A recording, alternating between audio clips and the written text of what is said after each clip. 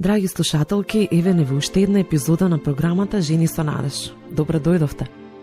Денес тргнуваме во уште една заедничка авантура на проучување теми кои се однесуваат на нас жените. Поздрав и од мене. Се радуваме што сме повторно заедно. Денес разговараме на тема абортус или прекин на бременост.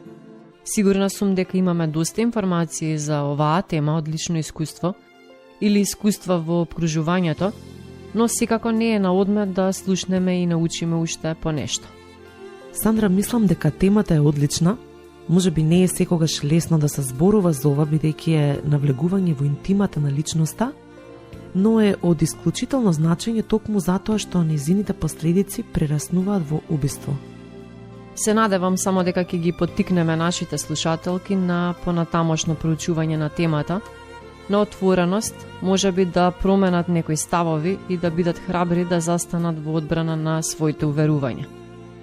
Темата за која зборуваме денес не е ниту нова, ниту потполно непозната, но секој пат покренува различни ставови па создава непријатна атмосфера меѓу неистомислениците. Сандра би кажала дека оваа денешна тема е многу важна, зашто има како последица смрт на плодот или бебето.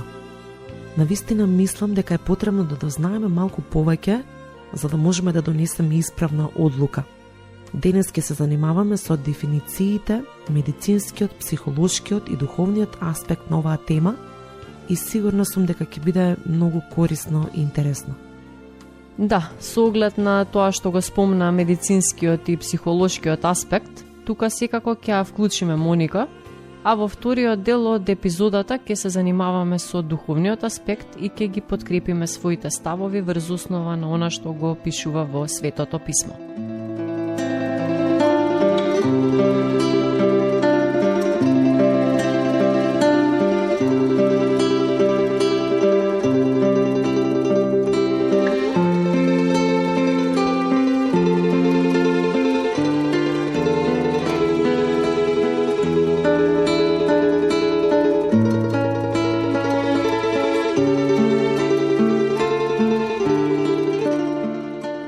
Драги слушателки, денешната тема е позната, а сепак постојано предизвикува бурни реакции.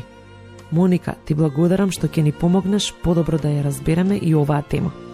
Се надеваме дека после оваа епизода ќе ја знаеме малку повеќе и можеби ќе промениме некои своји ставови по прашањето на абортусот.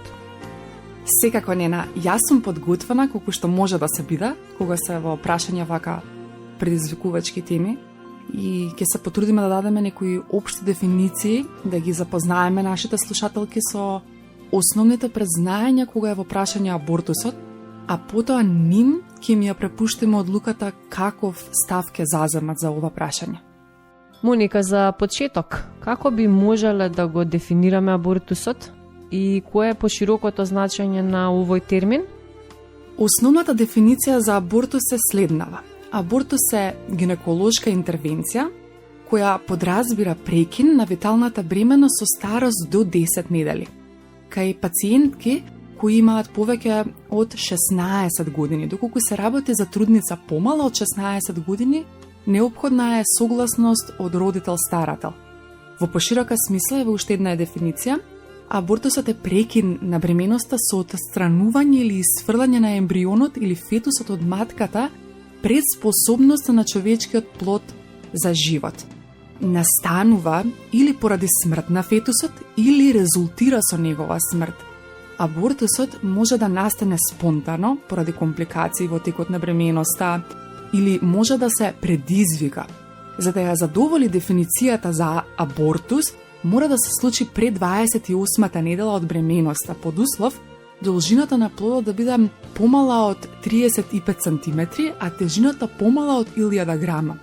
Поставените услови не се апсолутни, бидејќи во многу случаи плодот помала од 35 см и полесен од 1000 грама е веќе способен за живот. Значи, можеме да заклучиме дека постојат два вида абортус. Едниот е спонтан прекин на бременоста, односно спонтан абортус, и другиот е намерен прекин на бременоста, односно намерен абортус.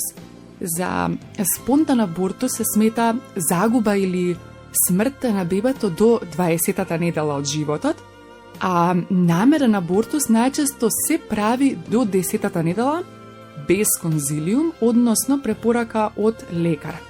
Во двата случаи резултатот е смрт на плодот.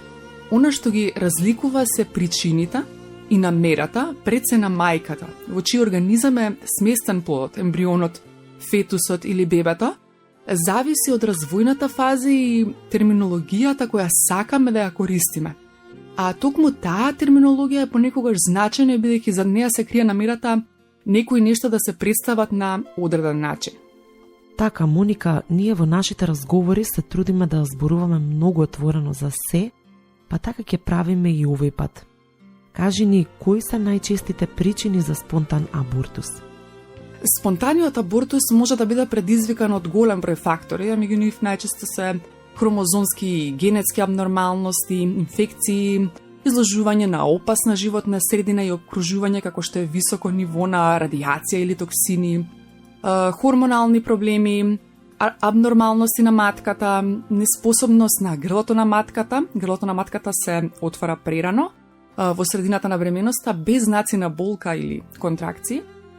Фактори поврзани со стилот на живот, како што се пушење, алкохол или користење дрога, пореметување на имуниот систем, вклучувајќи лупус, заболување на бубрезите, вродени срцеви мани, диабетес кој не се контролира, заболување на штитната жлезда, радиација, одредени лекови, тешка неисхранетост.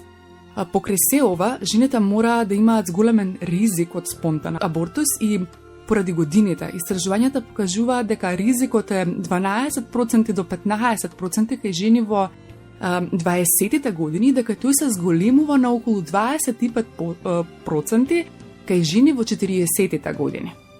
Значи, спонтаниот абортус настанува од некои претходно наведени причини, спонтано, односно без знаење и намера на мајката.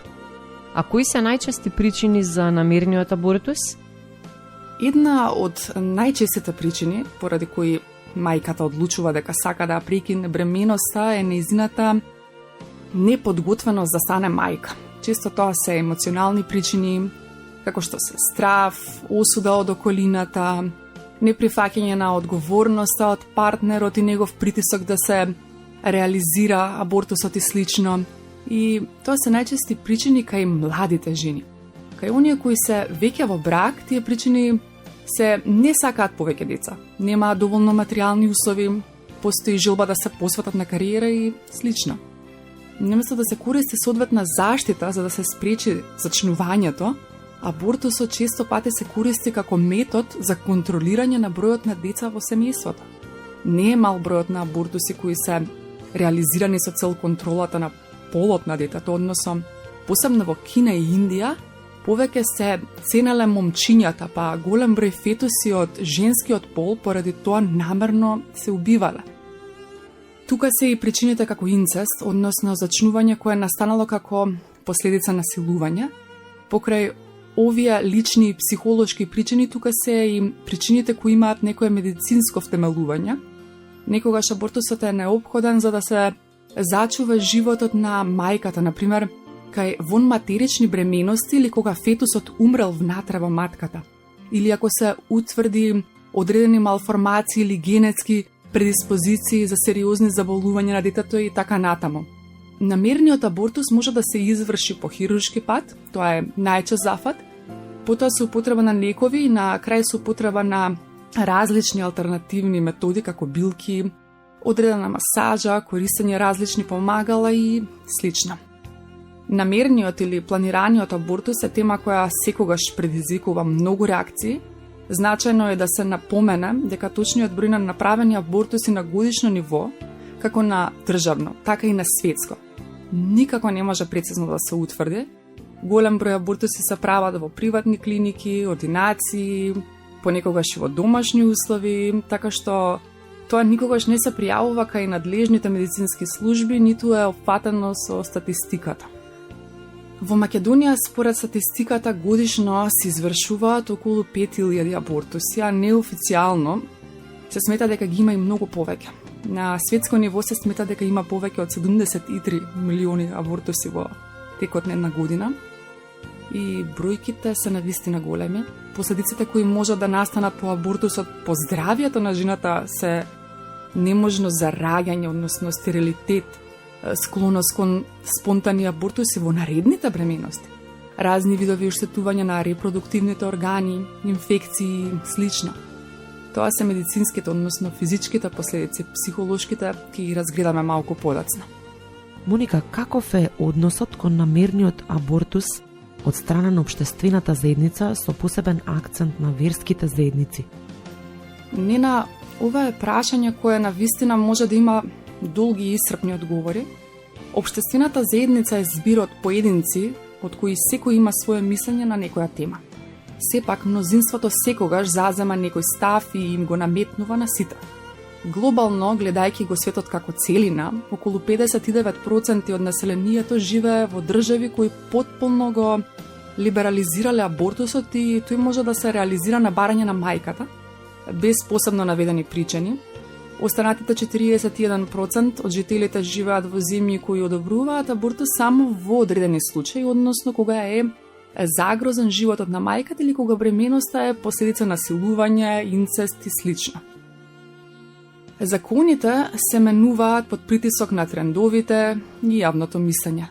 Полска во 2021 година донесе закон со кој се забранува абортус, освен во медицински индицирани случаи, што предизвика бројни демонстрации и реакции на европските земји, бидејќи одлуката е потполно спротивна токму на тие трендови во светот. Што се однесува до верските заедници, тие се главно против абортусот, сметајќи го како убиство на неродено дете.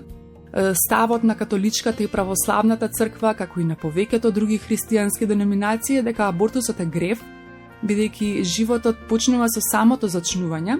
Мајка Тереза на говор при доделување на Нобеловата награда за мир во 1979 година изјави дека најголемиот уништувач на мирот денес е крикот на невиното, неродено дете. Ако една мајка може да го убие собственото дете во својата утроба, тогаш кој злостор е пострашен од тоа самите да почнеме да се истребуваме едни со други? Муслиманите абортусот го сметаат за забранет во повеќето случаи. Ако животот на жената е загрозен, го дозволуваат како помало зло од две зла. Не постои заедничко мислење околу тоа кога почнува човечкиот живот, но се согласуваат дека по 4-тиот месец фетусот добива жива душа и од тогаш абортусот не е прифатлив, освен во случај на опасност по животот на жената или ако е последица на силување. Дел од евреите се противат на абортусот, а дел го поддржуваат. Оние кои го одобруваат абортусот всушност го наблюдуваат плодот како вода во првите 40 дена, а сметаат дека е сосема во ред абортусот да се изврши до 3-тиот месец од бременоста. Дури после тоа е забранет, односно дозволен само ако е загрозен животот на мајката. Традиционалните хиндуистички учења го осудуваат абортусот, бидејќи хиндуизмот проповеда ненасилство. Исклучок е ситуацијата кога животот на мајката е во смртна опасност. Хиндуистите се залагаат во секоја ситуација да се избере опцијата со најмалку лоши последици. Будизмот нема официјален став за абортусот. Дел од будистите сметаат дека абортусот е погрешен и дека животот започнува со зачнувањето, а дел го одобруваат абортусот. Всушност, одобрувањето на абортусот најлесно е да се оправда тогаш кога плодот или нероденото дете не се смета за живо суштество, личност, човек, туку се смета за некоја вода, ткиво и слично. Денес покрај ваквите оправдувања се повеќе се потенцира и правото на слобода и избор кога се во прашање жените. Тоа е нешто што делува исправно, популистички и не се занимава многу со плодот, односно детето, туку фокусот се пренесува на мајката и на нејзините права. Ета, различно време, слични ставови околу кои се групираат повеќе или помалку луѓе во зависност од историскиот момент, општествените тенденции, ако смеам да кажам, интензитетот на пропагандата и рекламите кои се наоѓаат насекаде околу нас. Драга Моника, многу ти благодарам. Некои од овие факти не ги знаевме, а верувам дека беа корисни за нашите слушателки.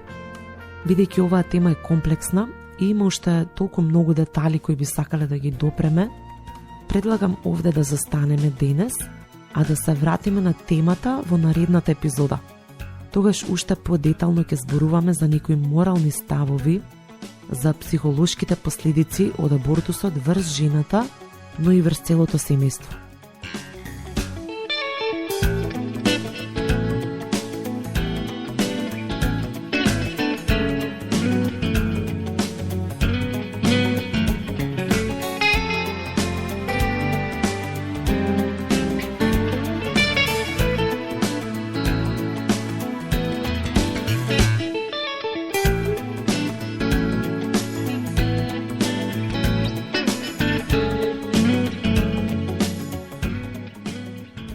Драги слушателки, денес зборуваме за абортусот, поконкретно спонтаниот и намерниот абортус. Првиот дел од епизодата беше посветен на дефинирање на поимот и на општествено-историскиот контекст во кој се појавуваат различни ставови, а сега ќе ја погледнеме оваа тема од аспект на Светото писмо. Кога зборуваме за абортусот во Светото писмо, во него се зборува само од аспект на намерниот прекин на бременоста, а не од аспект на спонтаниот абортус. Верувам дека се случували и двете низ долгиот историски период што го покрива Светото писмо. Библијата никогаш посебно не се занимава со прашањето на абортусот. Меѓутоа, постојат бројни учења во Светото писмо кои јасно покажуваат каков е Божиот поглед на абортусот. Еремија 1.5 ни вели дека Бог не познава уште пред да не обликува во утробата. Псалм 139:13-16 зборува за Божјата активна улога во нашето создавање и обликување во утробата. Излез 21:22-25 изречува казна смрт за некој кој ќе предизвика смрт на бебе во утробата, како и за некој кој ќе изврши убиство. Ова јасно укажува на тоа дека Бог смета дека бебето во утробата е исто толку човечко суштество колку и возрастната личност. За христијанинот абортусот не е прашање на правото на жената на избор. Тоа е прашање на живот или смрт на човечко суштество создадено според Божиот лик. Создавање 1:26-27, 9:6. Не на првиот аргумент кој секогаш се јавува против христијанскиот став за абортусот е што е со случаите за силување или инцест. Колку и да е ужасно да се забремени како резултат на силување или инцест, дали убиството на бебето е решение? Две лоши нешта не доведуваат до добро. Детето кое е резултат на силување, инцест, би можело да биде дадено на посвојување во семејство полно со љубов. Кога некој не може да има собствени деца или детето може да го одгледува мајката. Повторно, бебето е потполно невино и не треба да биде казнувано за злите дела на својот татко. Второ, вообичаен аргумент против христијанскиот став е прашањето: што доколку животот на мајката е во опасност? Искрено, ова е прашање на кое е најтешко да се одговори. Прво, важно е да знаеме дека ваквите случаи се исклучително ретки. Тие представуваат помалку од 0,1% од сите абортуси во светот. Огромното мнозинство жени не абортираат за да си го спасат животот, туку од лични причини или поради практичност. Второ, да запомниме дека Бог е Бог на чудата. Тој може да го зачува животот на мајката и на детето наспроти сите медицински изгледи кои се против тоа. Сепак, на крајот, ова е прашање кое може да се реши само меѓу мажот, жената и Бог. Секој пар кој ќе се соочи со оваа исклучително тешка ситуација, треба да му се молат на Господ за мудрост. Јаков 1 глава, 5 стих, за да разберат што сака Бог да направат во таква ситуација. Над 95% од абортусите што се изведуваат денес вклучуваат жени кои едноставно не сакаат да имаат бебе. Помалку од 5% од прекините се направени поради силување, инцест или здравјето на мајката. Дури и во овие потешки 5% од случаите, абортусот никогаш не би требало да биде прва опција. Животот на човечкото битие во утробата е вреден за секој труд за детето да се роди. Точно така, Сандра. Сепак тука би сакала да кажам и нешто во врска со оние кои веќе имале абортус. Сите вие кои сте поминали низ абортус, запомнете дека Божиото простување за овој грев не е помало од колку за кој било друг. Неговата милост е достапна за секого. Преку вера во Христос, сите гревови можат да бидат простени. Јован 3.16, Римјаните 8.1, Колосјаните 1.14. На жената која абортирала, на мажот кој поттикнал на абортус, па дури и на докторот кој го извршил, се може да им биде простено преку вера во Исус Христос. Затоа јас сега би предложила заедно да се помолиме. Небесен Татко, Ти благодариме што не слушаш, не чуваш и не водиш. Ти благодариме што ни даваш упатства за сите наши недоумици во животот, како преку Твојот збор запишан во Светото Писмо, така и преку молитвата и разговорот со Тебе, што секогаш можеме да го имаме. Те молиме сега за мудрост кога станува збор за прекините на бременоста, односно абортусите во нашите животи и во животите на нашите блиски.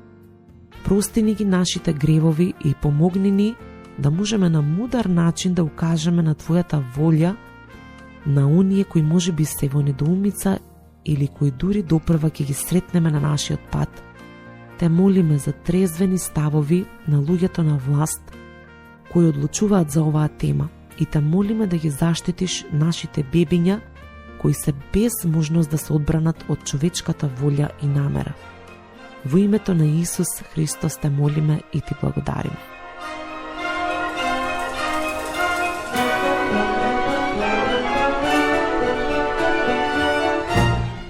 Тука ќе го завршиме и овој разговор.